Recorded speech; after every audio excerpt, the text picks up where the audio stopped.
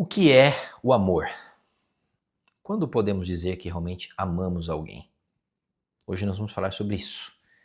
Antes queria pedir para você que está acompanhando o trabalho aqui no canal, para você não deixar de se inscrever, deixar o seu like, ativar o sininho, porque isso ajuda demais o YouTube a entregar esse vídeo para mais pessoas e assim a gente chega a mais pessoas que estão precisando desse conteúdo, assim como você.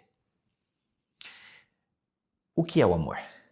Será que o amor é tudo isso que eu conheço, ou pelo menos que nós aprendemos nos filmes, nos livros, nos quadrinhos, na escola, na vida em geral? Será que o amor, ele é, de fato, esta visão ou esta versão romântica que tantos nos ensinaram? Para responder essa pergunta, eu quero começar a refletir com você sobre um psicanalista, um pensador psicanalista que eu gosto muito, que é Lacan. Lacan dizia assim, ó: amar é dar a alguém o que não se tem e que não o quer. Vou repetir. Amar é dar a alguém o que não se tem e que não o quer. Mira, que loucura! Que pensamento mais absurdo! Eu comentei isso outro dia com minha esposa, por exemplo, e ela falou: isso não faz sentido nenhum. Se eu tenho um diamante, ela disse, aliás, se eu não tenho um diamante, como é que eu dou ele para alguém que não quer? E claro que do ponto de vista lógico, né, do ponto de vista do primeiro pensamento que vem à nossa mente, não faz sentido algum. Como é que eu, não tendo algo, posso dar esta coisa a alguém? E como é que eu dou esta coisa que eu não tenho para quem não quer? Claro que nós vamos ter que explicar todo esse conceito do que Lacan dizia sobre o que é amor e que para mim me parece ser o amor verdadeiro. Vamos começar olhando para duas situações. Vamos separar o que é pré-amor do que é amor de verdade. O que seria o pré-amor? O pré-amor é aquele momento onde nós estamos conhecendo a pessoa. Lacan separa muito bem esses dois conceitos, que são conceitos que me parecem muito verdadeiros, muito honestos. Veja, quando nós estamos conhecendo alguém, naquela fase da paixão, ele chama a paixão de pré-amor, não é amor ainda. Nós não somos nós mesmos. Nós somos pessoas incríveis. Aliás, nós nos vestimos, nós nos fazemos parecer pessoas incríveis. Quando a gente marca um encontro, vamos imaginar ali agora que você esteja marcando um encontro, puxa, a primeira coisa que você olha e pensa, como essa pessoa é bonita. E ali começa uma conversa. Ela está com seu cabelo perfeito, ela está com a sua maquiagem perfeita, o corpo lindo. E quando você começa a conversar com essa pessoa, então, tudo é maravilhoso. Ela é racional, mas também é sensível. Ela é forte, mas também é delicada. Ela fala, mas também ouve. Ela é uma pessoa que sempre levou a vida de um jeito muito honesto, muito correto. É uma pessoa que tem uma visão boa do mundo espiritual. É uma pessoa que já sofreu, mas que aprendeu com os erros. Ela é uma pessoa que, embora tenha tido muitas decepções, hoje ela amadureceu. E agora ela está pronta para tentar com você. Veja, o que eu acabei de citar aqui é o início de todo relacionamento. Pense numa pessoa que está casada há 50 anos. O começo, essa idealização sobre o outro, acontece principalmente, segundo Lacan, Porque no fundo a gente quer se encontrar no outro. Nós não somos essa pessoa perfeita e nunca seremos. Mas quando encontramos alguém para olhar como se estivéssemos olhando num espelho, então nós nos satisfazemos. Nós não somos essa pessoa que aprendeu com os erros, a gente sabe que não é. Nós não somos essa pessoa que é sensível e forte, ouve e fala. Não somos essa pessoa tão conectadas a Deus, mas quando encontramos alguém assim, eu quero. Porque no fundo, nós projetamos neste ser que estamos conhecendo os nossos desejos, as nossas faltas. E é nessa noção de pré-amor de Lacan, em que ele diz que nós buscamos no comportamento do outro preencher uma lacuna da nossa existência. Nós buscamos nos preencher no comportamento do outro. Isso é interessante para Lacan. Então, para Lacan, nós buscamos no relacionamento, nós buscamos neste outro que este outro tenha um comportamento que nos complete, que nos faça sentir amados, nos faça nos sentir queridos, preenchidos, cheios, satisfeitos por completos. E é então que o relacionamento começa, sai da conversa, vai para um primeiro encontro, e depois um segundo, terceiro, vem um pedido de namoro. E neste pedido de namoro, né, neste começo de relacionamento ali, 3 meses, até 1 ano, a neurociência vai dizer que esta fase, né, aí já indo mais para a neurociência, esta fase do amor pode durar, da paixão, melhor dizendo, que Lacan chama de pré-amor. Esta fase pode durar de até 2 anos. Eu acho muito difícil que dure até 2 anos, mas pode. Pode. Existem casos. E nesta fase do pré-amor, da paixão, do encantamento, este outro parece preencher todas as lacunas que antes existiam dentro de mim. Porque o outro faz questão de preencher essa lacuna, até porque há um certo ganho, o que nós chamamos de ganho secundário. Porque quando o outro é tudo aquilo que eu desejei que existisse, ele tem um ganho de ego.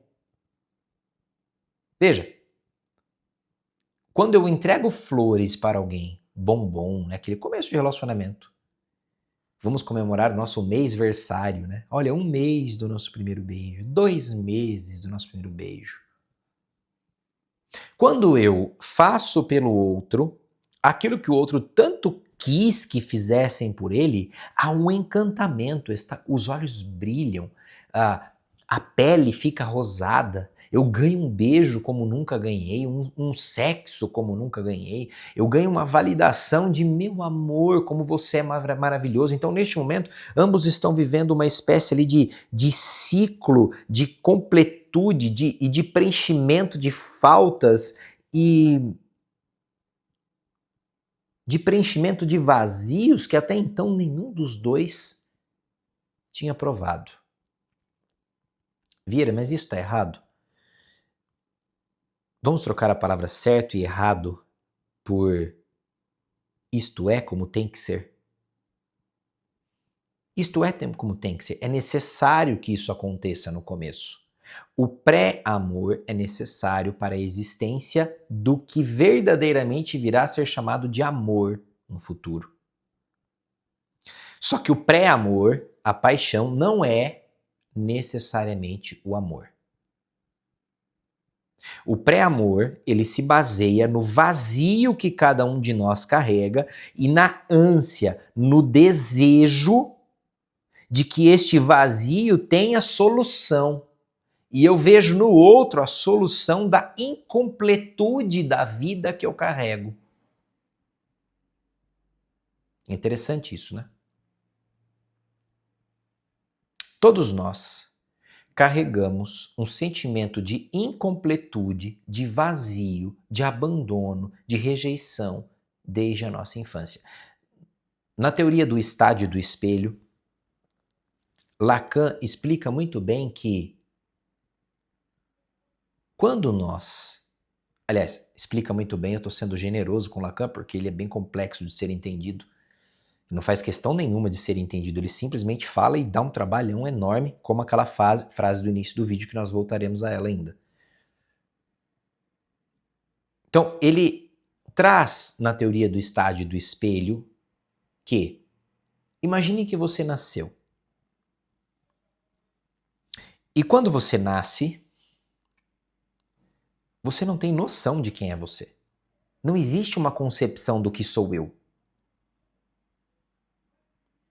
Para o bebê, a mãe e ele são uma coisa só. Não existe diferença entre mim e a minha mãe. A primeira vez que o bebê sente a angústia dessa separação é no nascimento. O nascimento dá uma noção clara para o bebê de que ele pode ser separado do objeto de desejo que é a mãe. E aquilo gera uma angústia. Porém, logo após o nascimento, este bebê é acolhido por ela. Então ele começa de novo a ter o seu desejo atendido, o objeto de desejo, em que ele confunde muitas vezes quem é ele e quem é a mãe. Para ele, os dois são um ser só, uma única carne. Este bebê, então, é acolhido de novo por ela e começa a ter curado o primeiro trauma da separação do ventre. Mas, de novo, esse bebê se vê sozinho, no berço, por exemplo, à noite com fome. E ele chora, ele grita de desespero, porque ele se sente separado daquilo que é ele. Ele não tem uma noção ainda exata do que é o outro e do que é ele, do que é o mundo e do que é ele. Para o bebê, tudo é uma coisa só. Eu sou o mundo, eu sou minha mãe, eu sou meu pai, eles são eu não tenho uma... O bebê não tem noção ainda de que possui dedos, de que possui mãos, pés, um corpo. O Lacan, ele dizia, e é isso... dialoga muito com a visão de Winnicott, que dizia que o bebê é como se fosse um ser que flutua e que faz parte e que é a existência. Ele não tem noção de que ele é um ser. Winnicott comparava isso muito a um líquido. É um líquido que escorre e que toma conta de todo o ambiente, porque ele é o ambiente. Ele não sabe que ele existe. Ele sabe que há a existência e ele é a existência. Portanto, não há uma separação clara entre filho e mãe, filha e mãe. E quando ele chora no berço é porque ele sente esta angústia de estar só. E ao mesmo momento em que ele chora e sente essa angústia é habitada por um desejo, o desejo de ter alguém. Porque toda falta só pode ser preenchida com um desejo. Por isso que para Lacan, a falta, a ausência, ela é estrutural no ser humano. Não haverá, de forma alguma, um ser humano sequer que não terá falta. Até porque se todas as nossas faltas elas fossem sanadas, nós deixaríamos de desejar. Deixando de desejar, nós deixaríamos de viver. Então, a falta, para Lacan, ela é estrutural, ela faz parte da estrutura do ser, da estrutura psíquica e existencial do ser. E o bebê, quando sente esta falta, aprende que esta falta ela pode ser preenchida com desejo. E este desejo sendo sanado, ele fica bem. E quando o bebê chora, logo vem a mãe, pega no colo e dá de mamar. E ele volta a sentir a completude. E voltando a sentir esta completude, ele se sente de novo parte. Ele se sente de novo a existência. Ele e a mãe. Ele manda no corpo da mãe. E quando ele chora, quando ele quer, o desejo é atendido instantaneamente. É um momento bem narcísico, onde a criança pensa que para ter, basta desejar. É um momento interessante do desenvolvimento humano que a criança está sendo ensinada neste momento que toda vez que eu desejo algo, e no caso é o colo, a presença e o leite materno, basta desejar para ter. E para que eu tenha o sentimento de vazio preenchido, eu desejo, eu tenho e eu me realizo. Então, o bebê aprende que desejando eu tenho, não há limites para esse bebê.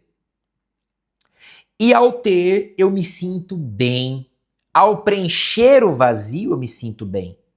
O bebê não quer saber de lidar com o próprio vazio, até porque ele não teria estrutura psíquica para isso. Ele aprende que, ao preencher, eu fico bem. Bom, claro que ao longo da vida isso vai dar muito problema, mas o que é importante que você entenda nesse vídeo é que este passa a ser então o modelo de existência, o modelo de verdade, o modelo de pensamento deste ser humano.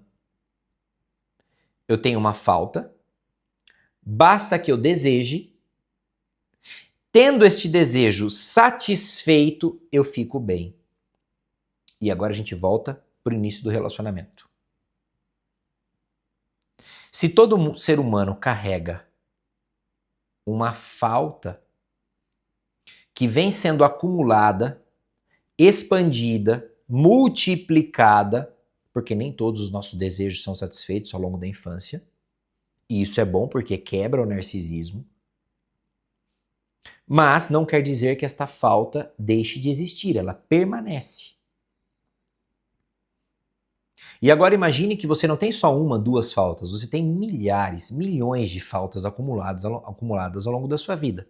Aquele dia em que a sua mãe prometeu, na volta a gente compra, e não comprou, gerou uma falta. O dia que a sua mãe prometeu, nós iremos comprar aquele videogame, não comprou, gerou uma falta. O dia que o seu pai não foi te buscar na escola, o dia que a sua mãe não te deu o que você queria, tudo isso gerou uma falta. E imagine que agora você tem 25, 30 anos, 40 anos, e ao longo da vida várias faltas foram se acumulando. E como é que você aprendeu a lidar com essa falta? Do jeito primário. Falta precisa ser preenchida. Falta precisa ser sanada, resolvida. E como é que eu preencho essa falta? Basta desejar. Desejando, eu tenho. Sendo incrível e desejando, sendo fofinho, eu terei. E terei aquilo que eu não tenho. Eu preciso de algo que me complete. Eu preciso de algo que me preencha, como o leite da minha mãe. Eu não quero ser, eu quero ter. Eu não quero olhar para esta falta e refletir sobre ela, até porque é chato demais ficar olhando, dá muito trabalho, terapia.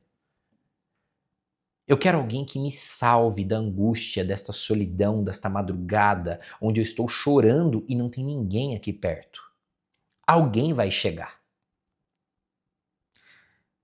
E agora este adulto de 30, 40 anos de idade, 20, 30, 40, começa a tentar resolver a própria vida do mesmo jeito que resolvia quando estava no berço. Ele acha que desejando, ele pode ter. Isso é a noção de pré-amor de Lacan. É uma visão quase que psicótica, né? Desejando, eu imagino, eu tenho. Só porque quero, eu posso ter.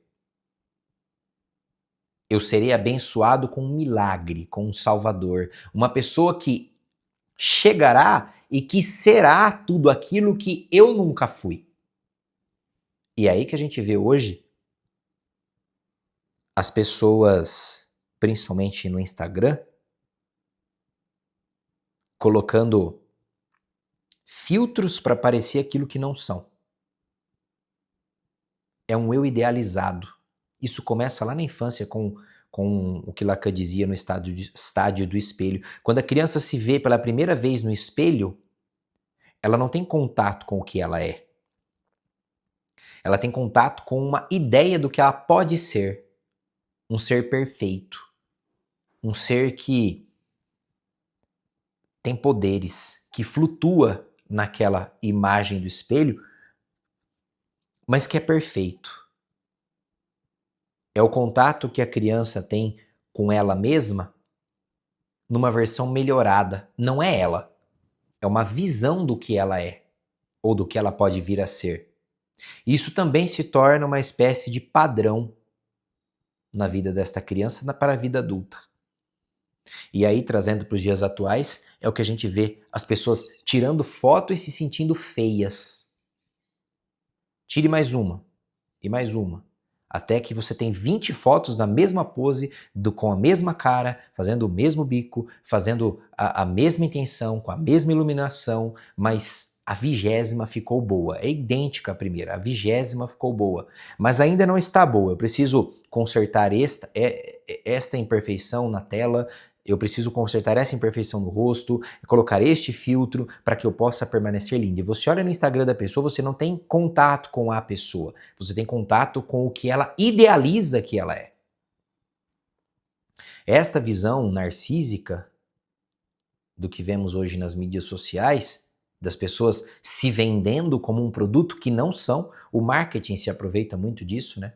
O marketing diz para você, olha, basta que você use este perfume, esta maquiagem, que você corte o cabelo desse jeito, que você vista esta roupa, que você será feliz. Por quê? Porque nós aprendemos que a falta deve ser preenchida com algo. E o marketing ocupa um espaço e ganha um dinheiro com isso gigantesco, porque ele percebe que basta que eu ofereça a completude, basta que eu ofereça o leite materno, agora em forma de carro, casa, cabelo, viagem, produtos, serviços, que esta pessoa vai comprar, porque ela quer fugir da angústia de não ser através do ter.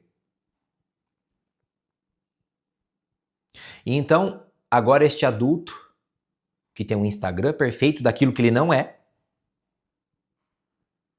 ele consegue atrair alguém que entrega para ele aquilo que ele tanto deseja para preencher a falta e que parece um grande salvador. Alguém que me dará, me socorrerá da angústia desta madrugada sozinha, com fome, esperando que a minha mãe e o meu pai me salvem. E quando esta pessoa encontra este Salvador, idealiza neste Salvador alguém que não existe. E o Salvador se veste, esta pessoa que ele está conhecendo, se veste desta fantasia, porque ele também tem esta necessidade. Para lidar com a própria falta, ele se veste de alguém que realiza desejos para ter os próprios desejos realizados. Esta é a paixão. Eu idealizo e me relaciono com a imagem que um dia este ser criou no espelho na sua infância, e ele se relaciona um dia com a imagem do que eu gostaria de ser, semideuses. É só você olhar no começo do relacionamento como as coisas são, do tipo, ninguém peida. Ninguém vai para um primeiro encontro sem passar o seu melhor perfume. Cuidar bem do seu cabelo. As mulheres passam horas na depilação, no cabelo. Os homens com o seu melhor perfume, seu melhor gel, a sua melhor camisa, compra roupa. Para parecer quem neste primeiro encontro? Então, nós entregamos ao outro uma versão idealizada, aquela mesma versão que a criança vê no espelho. Alguém que ela imagina que pode ser, para atrair alguém que ela imagina que pode salvá-lo. Vieira, isso está errado de novo.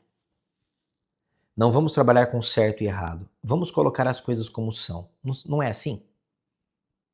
Eu não chego para a pessoa apresentando a minha caixinha de remédios. Eu não chego para a pessoa apresentando a dificuldade que eu tenho de ir ao banheiro. Vou a cada 3, 5 dias. Eu não chego para a pessoa mostrando que tenho flatulência. Não chego para a pessoa dizendo que tenho bafo ao acordar, que meu cabelo é horrível, que eu tenho um péssimo humor quando acordo. Eu não chego para a pessoa dizendo que se ela não me alimentar, não me der comida, eu vou perder a paciência. Eu mostro para a pessoa uma versão melhorada, uma versão que eu idealizei na infância, que poderia ser uma pessoa mais gentil, mais compreensível, uma pessoa que no fundo não existe. Porque eu quero uma pessoa que não existe. Para preencher um vazio que eu não conheço. Eu desejo algo que me salve do vazio. Isto é o pré-amor para Lacan. Mas isso não é amor ainda. O grande problema é que passa-se 1 mês, 2 meses, 6 meses, e a gente começa a se deparar com a versão real. Não a versão super-homem, mas a versão Clark Kent. Não a versão do super-herói, mas a versão do humano. Porque ninguém consegue manter esta versão por muito tempo, principalmente porque no começo você encontra a pessoa uma vez na semana, 2, e daqui a pouco você já está vendo ela todos os dias, e agora ela já te vê sem o blazer, ela te vê com a bermuda do time de futebol, todas as vezes assim. Agora você já vê essa pessoa sem maquiagem, com aquela espinha no meio da testa. E de repente, essa pessoa vai ao seu banheiro e quando você entra logo em seguida, você vê que ela estragou o banheiro e o odor está espalhado pela casa. E você começa agora a ver esta pessoa não como o ser humano, mas aliás, não como o super-herói, mas como o Clark Kent, o ser humano que peida, que defeca, que urina, que faz xixi na privada, que acorda com um bafo, que come de boca aberta. E é aí que os relacionamentos acabam.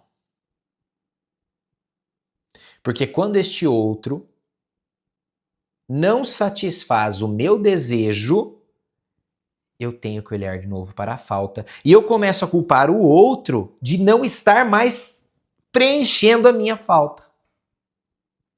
E os conflitos começam.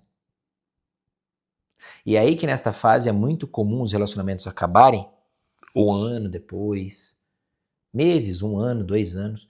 Porque, no fundo, o que existia ali era um compromisso de satisfação do vazio através do desejo de completude deste vazio. E quando eu percebo que o outro não pode mais completar este vazio através do comportamento, eu passo a exigir que ele seja perfeito para me completar. O desejo começa a ter compromisso com a realidade. E é aí que as pessoas regridem, como dizia Freud, regridem a um estado da infância da birra. Eu quero, eu quero, eu quero. E se você não me der aquilo que eu desejo, eu vou te punir, como um bebê pune a mãe sem deixar ela dormir. Não é amor. É desejo de completude do próprio vazio através do comportamento do outro. Para Lacan, isso não é amor. E para nós aqui, isto não é amor. É fantasia. É narcisismo. É narcisismo mal curado.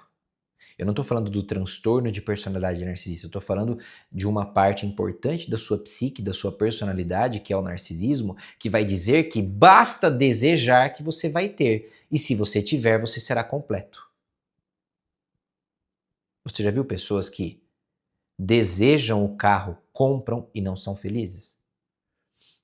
A casa e não é feliz? A viagem e não é feliz? As pessoas com compulsão por compras compram, compram, compram e nunca estão satisfeitas, porque elas não estão olhando para o próprio vazio, elas acham que desejando é o estado da criança, em que acha que basta desejar, realizar, que eu preencho o vazio. Mas a vida ela é muito mais complexa do que a vida de uma pessoa adulta é muito mais complexa do que a vida de um bebezinho de 1 mês de idade. E com o tempo você vai percebendo que estas coisas que você deseja para preencher o seu vazio não preenchem o seu vazio. E você continua tendo a mesma solução. Desejar, desejar, preencher, e o vazio nunca é preenchido. Até que em algum momento você vai ver que nada preenche, e este é o auge, este é o caminho para a depressão.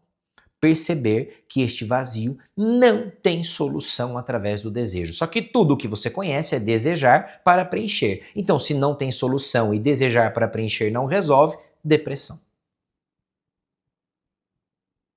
É quando as pessoas se decepcionam com elas mesmas.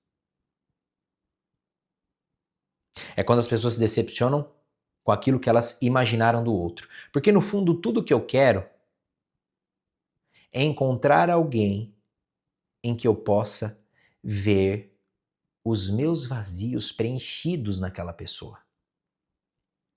Eu quero ver nesta pessoa a versão idealizada de mim mesmo.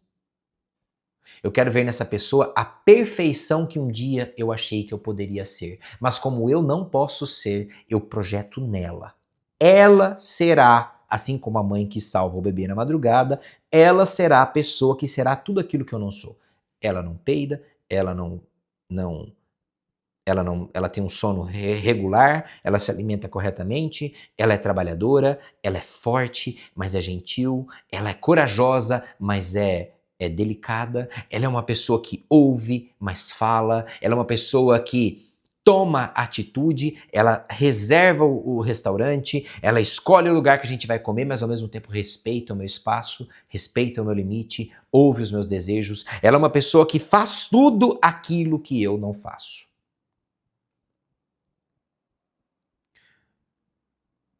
O grande problema é que quando a máscara cai, e ela cai em 3, 6 meses, eu não mais me identifico com aquela pessoa, porque eu nunca gostei da pessoa. Eu gostei da versão que ela apresentava sobre mim mesma. Eu nunca amei de fato essa pessoa. Eu gostava do que eu via nela. E relacionamentos acabam. Acabam por puro narcisismo, de achar que o outro deve me completar. Para Lacan, isto não é amor, isto é pré-amor, isto é paixão. E para Freud, isto estaria mais ligado à doença da sua psique, ao adoecimento da sua psique.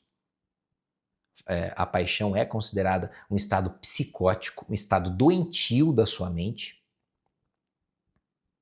justamente porque você vai para um estado de fantasiar no outro o que o outro não é.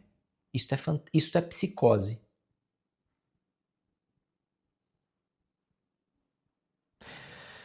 E quando é amor? Amor para Lacan e para nós aqui, concordo muito com essa visão, e a gente volta àquela frase. Amor é dar ao outro o que não se tem. Amor é dar a alguém o que não se tem e que não o quer. Amor é quando eu não tenho a necessidade de esconder o meu bafo. Não tenho mais a necessidade de esconder a minha flatulência, a espinha no meio da testa, o mau humor ao acordar. Não tenho mais a necessidade de usar o perfume de 1.200, 2.000 reais. Não tenho mais a necessidade de estar vestido com o look que, somado, nós chegamos fácil aos 2.000, 3.000 reais.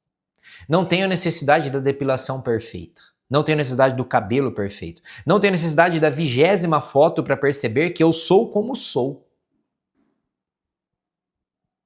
Não uma versão idealizada. Amor é quando eu consigo sentir o chulé do outro e mesmo assim decido ficar.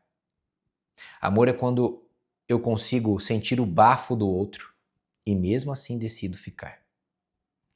Amor é quando eu me conecto com o outro não pelas minhas faltas, mas pelo que o outro é. Por isso que amor é dar ao outro o que não se tem. Eu não tenho essa versão idealizada. Eu não tenho essa versão perfeita. Eu não tenho essa versão super-homem. Eu não tenho essa versão romantizada. Eu vou dar a você o que eu não tenho. Eu vou dar a você uma versão real. Alguém pode até dizer, então eu vou te dar a versão do que eu realmente tenho, o que é realmente meu. Sim, você pode até pensar assim. Mas para Lacan, você dá ao outro o que você não tem, justamente porque você vai continuar pensando que é esse ser perfeito, mas você não é. Então você dá o que você não tem. Você dá o que você não é, porque psiquicamente você vai ficar idealizando esse ser, que nunca vai acontecer.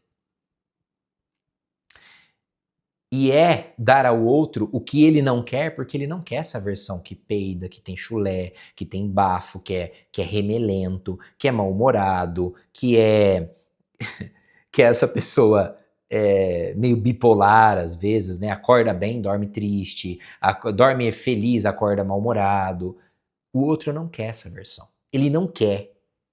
Ele gostaria de ter um super-homem, mas ele já compreendeu que super-homem, que super-herói, que contos de fadas, que príncipes, que princesas não existem. Aliás, a gente pode até gravar outro vídeo algum dia para falar sobre como estas versões de contos de fadas vêm do desejo do ser humano de ter a sua falta preenchida. Quem é que não gosta de ver que Cinderela, mesmo sendo pobre, vai vestir um sapatinho, vai se tornar uma princesa e que o príncipe do castelo vai olhar para ela? Então a gente adora ver isso, é o Salvador.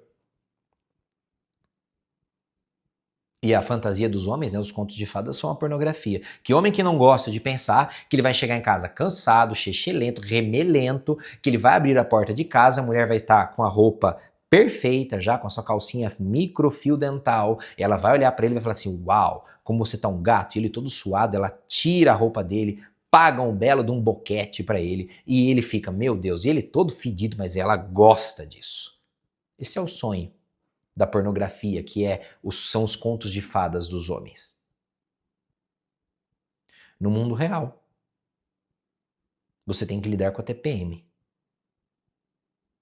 No mundo real, você tem que lidar com um negócio chamado lubrificação. Se você não fizer antes bem feito o bom trabalho de cuidar, de elogiar, de tocar no lugar certo, de falar as palavras certas, você nem consegue ter uma penetração gostosa. Mas se você não encarou o fato de que você não pode simplesmente desejar e ter, você troca de parceiro. Você troca de parceira. Porque se você continuar desejando, desejando, desejando e achar que todos os seus desejos precisam ser satisfeitos para preencher a sua falta, o problema vai ser sempre o outro. O outro não me completa mais. Porque o outro não satisfaz o meu desejo. E para mim, desde a minha versão de bebê, estar bem é estar com os meus desejos satisfeitos para a minha sensação de completude ser completa. Amor é dar ao outro, amor é dar a alguém aquilo que não se tem e que não o quer. Amor é entender que duas pessoas, mesmo sendo incompletas, já conhecem a sua incompletude e que agora querem se relacionar Clark Kent com mulher real. E não super-homem com Mulher Maravilha. Amor é dar ao outro aquilo que não se tem e que não o quer. Não sai desse vídeo sem deixar o seu like, sem se inscrever, sem comentar e mandar para outras pessoas. Até a próxima.